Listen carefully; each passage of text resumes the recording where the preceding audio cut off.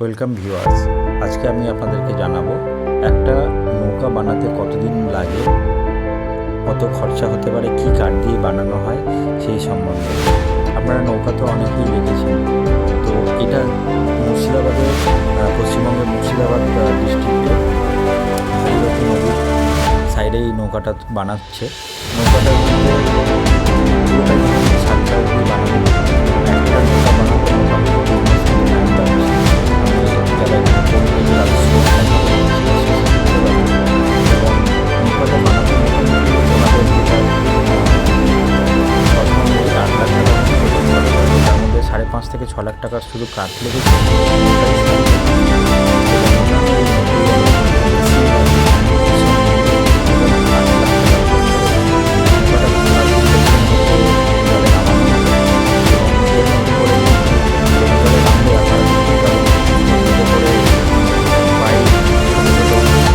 চাকা গাড়ি এবং দুটো নৌকা একসঙ্গে বেঁধে তাতে বড় বড় গাড়িও পার করা হয় এই নদীতে।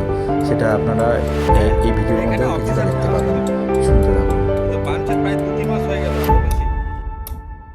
আপনাদের এটা প্রায় 2-3 মাস হয়ে গেল না?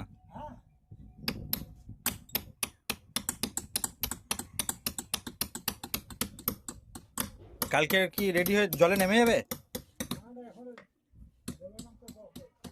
ও আচ্ছা,